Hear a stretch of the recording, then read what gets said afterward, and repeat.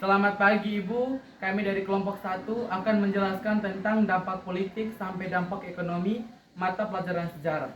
Sebelumnya, kami akan memperkenalkan diri kami. Perkenalkan, nama saya Antoni Sweko.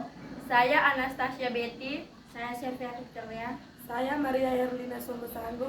Saya Fidris Nunggete. Kami dari kelas F2. Yang pertama, dampak politik. Pada VOC di tingkat pemimpin tertinggi negara kolonial, yaitu gubernur.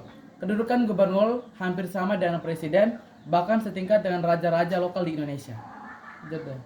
Ratifikasi.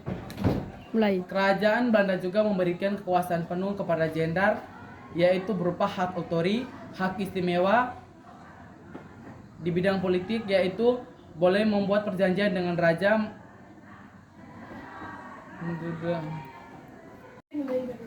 mengangkat dan menurunkan pemimpin setempat. Tidak jarang upaya tersebut ditempah dengan cara politik dan adu domba. Memasuki abad ke-20, Belanda menetapkan kebijakan politik etnis atau politik balas budi pada tahun 1901 untuk memperbaiki pendidikan di Indonesia.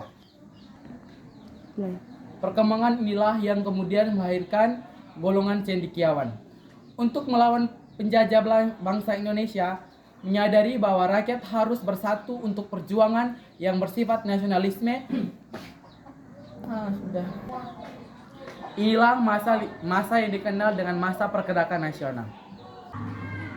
Nasionalisme telah membentuk perjuangan-perjuangan di bawah pimpinan cendekiawan dan melahirkan organisasi di kalangan pribumi. Tidak selain tergantung pada senjata, pembentukan organisasi modern digunakan juga untuk perjuangan kemerdekaan dengan metode perundingan. Adapun beberapa organisasi yang muncul pada masa perundingan nasional yakni tahun 1981, Budi Utomo. Munculnya sentimen rasial. Sentimen rasial pernah terjadi pada era penjelajahan kolonial Belanda.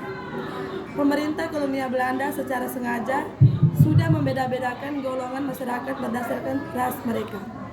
Kebijakan ini makin tegas sejak mulai awal abad ke-19 ketika pemerintah Belanda membagi masyarakat menjadi 3 golongan, yaitu 1. Golongan Eropa sebagai golongan pertama atau golongan tertinggi. 2. Golongan timur asing di dalam terdiri dari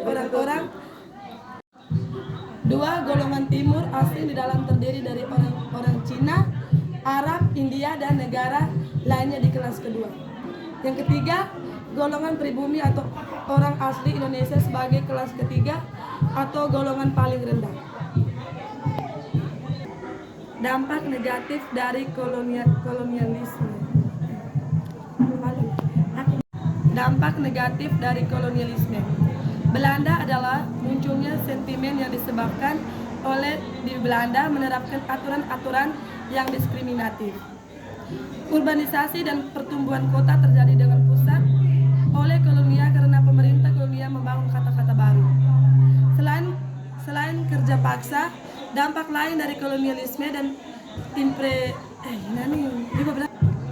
imperialisme di bidang ekonomi adalah monopoli dan pengusaha suatu daerah atau koloni atau penjelajah yang dapat menimbulkan situasi yang tidak sehat dalam hal pedagang perekonomian, bergeser dari pertanian pangan menjadi sebuah industri perkebunan.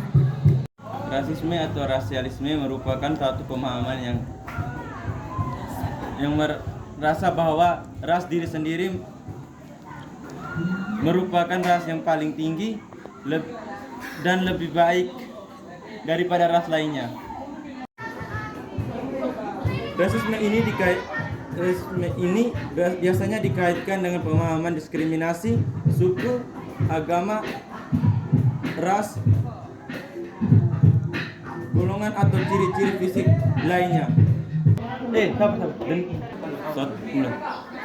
Selama zaman liberal berlangsung pada tahun 1870 sampai 1900, usaha perkebunan swasta di Indonesia menguasai kemajuan yang sangat pesat dan mendatangkan keuntungan besar bagi para pengusaha.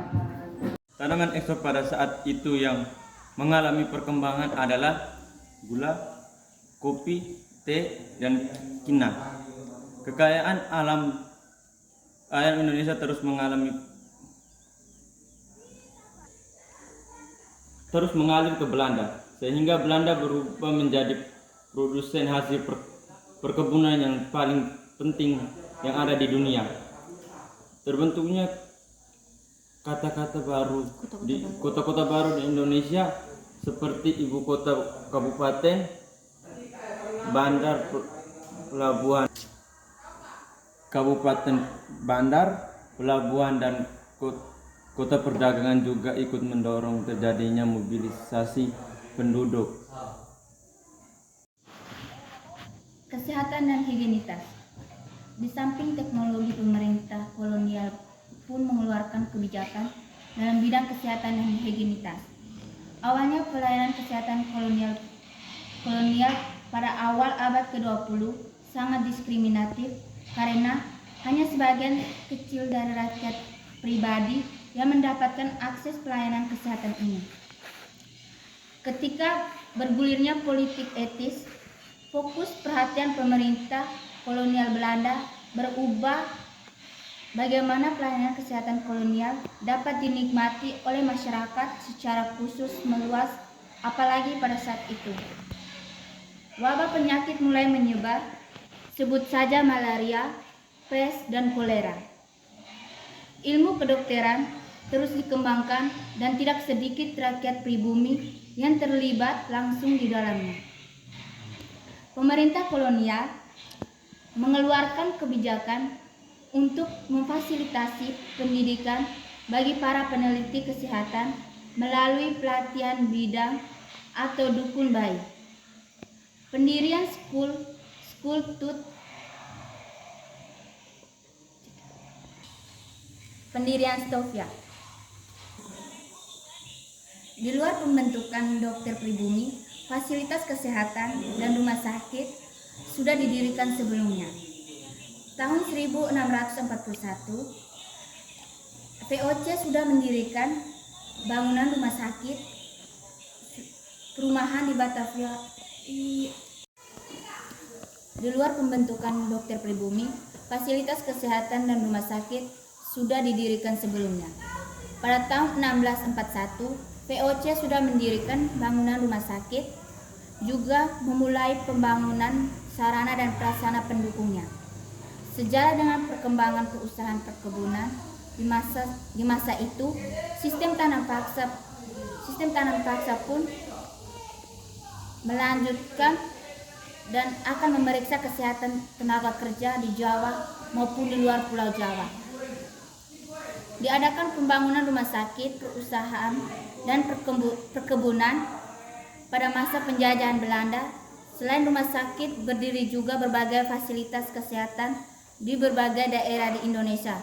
Sebut saja laboratorium penelitian di Batavia yang berdiri pada tahun 1888. Penanganan wabah tersebut juga mendapat perhatian khusus pemberantasan penyakit seperti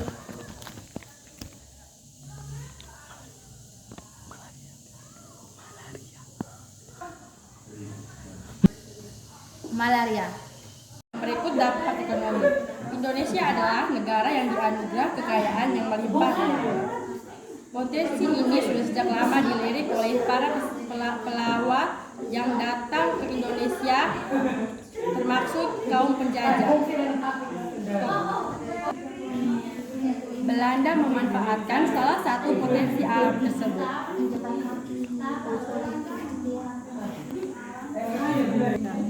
Salah satunya dalam bidang industri perkebunan. Kehadiran Belanda di Nusantara dimulainya pembentukan VOC yang dalam perkembangannya berhasil mengembangkan usaha berupa perkebunan komunitas yang bagus seperti kopi dan tebu.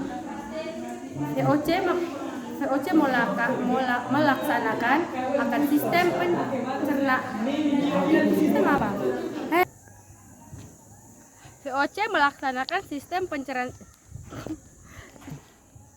VOC melaksanakan sistem perencanaan penanaman lemu dari wajib berupa kopi di wilayah Periangan yang kemudian diperluas di wilayah